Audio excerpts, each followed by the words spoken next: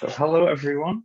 My name is Maciej Jakub Świderski, and together with Marta Ducci, we are going to present our paper titled Uncovering the Invisible Layers of Locals' Values with map-based questionnaires. In our research, we are trying to investigate the connections between participatory mapping and heritage management discourses, which are more and more preoccupied with the importance of intangible values. So something that, at least superficially, cannot be easily mapped. Such intangible values are, in the vast majority of cases, yet to be uncovered, a task that comes with a rather important responsibility towards local communities. In our research, we are asking who is to uncover these values and for whose benefit. Are the representatives of local communities well equipped enough to do it by themselves? Furthermore, we are also trying to evaluate whether the methods we propose work towards facilitating such an exploration of intangible values. We will now look at two case studies where we are conducting our research, revolving around the use of map-based questionnaires, pondering on the question of whether this type of method is sufficient to simulate a grassroots exploration of different types of intangible values. So the first case involves 5 small municipalities in the Apulia region in the south of Italy.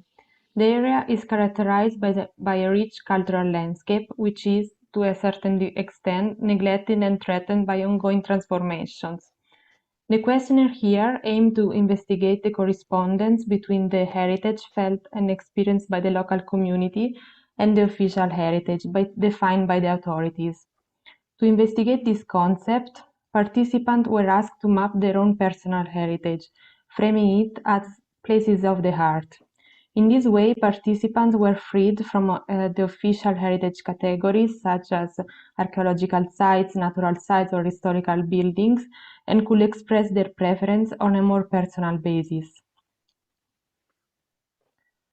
The questionnaire was filled by over 150 participants, and over 250 places of the heart were inserted on the map. Many of these inputs were coinciding with the official heritage, but many others were not.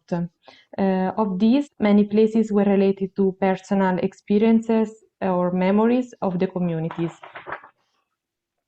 As the participant composition concerned, a wide range of ages was reached, from 25 to over 65 years old, as well as different professions and education level.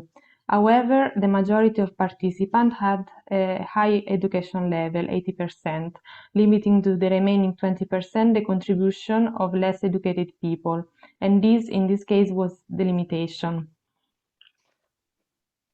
And just like me, our second case study comes from Poland.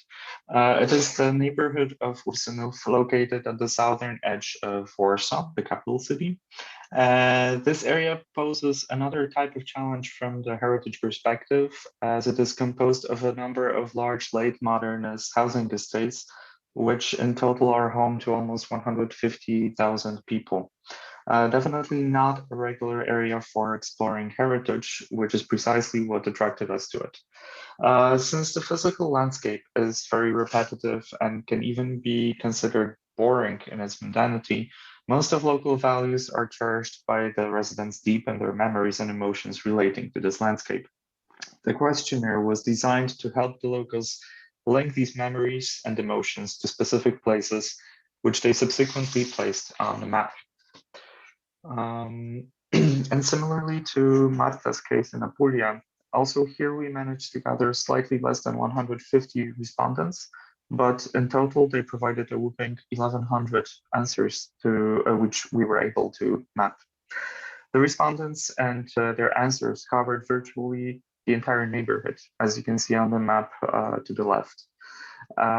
They disclosed places which seem to be important for the entire community, places which they like for personal reasons, places which they dislike, and areas which should be preserved.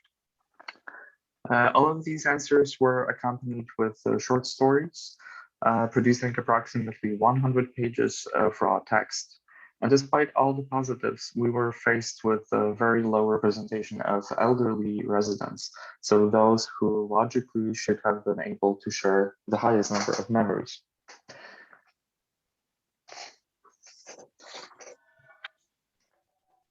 So, whether a simple map-based questionnaire can indeed effectively stimulate the general public is not possible to determine based on just 2 cases. However, the results obtained point towards some promising outcomes.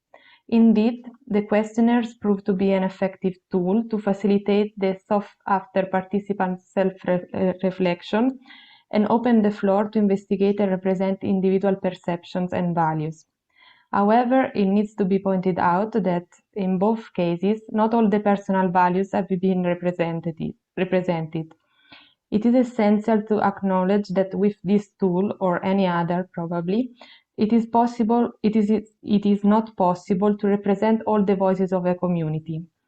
Therefore, an effort needs to be made in order to include participants from a more variegated demographic group.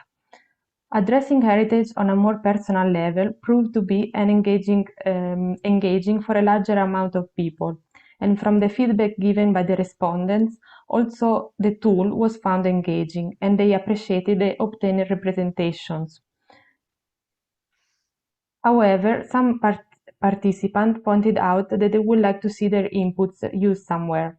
Therefore, it becomes clear that from the respondent's point of view, the research should be put into practice rather than being a mere exercise. Additionally, we want to point out that these maps cannot be considered as an ended product. Indeed, in order to make them as inclusive and representative as possible, they have to be open and upgradable. In simple words, as the value, heritage, and perception are constantly redefining concepts, so they have to be the layers on the map. Both cases have been used as initial stage of a more extensive process. In the Apulian case, after conducting the questionnaire, co-design workshops have been organized. Here, citizens and other stakeholders have been invited to work on a heritage valorization strategy, starting from the questionnaire results. In the Ursynów case, the questionnaire results will be used to develop a game-based experience to which both residents and planner will be invited, and the entire process will culminate in a reflection workshop. With the combination of the questionnaire results and the use of these particular types of workshops, we argue that it's possible to make this process more democratic and inclusive. In fact, they facilitate multivocal representation through maps and drawings, the exchange of ideas, and minimize conflicts.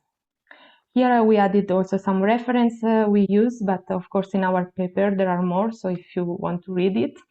And the next. Yes, so yes, that's it. we are at the conclusion, and thank you very much for listening to us. If you have any question or further you would like to get in touch with us, here also our email. Thank you. Thank you very much.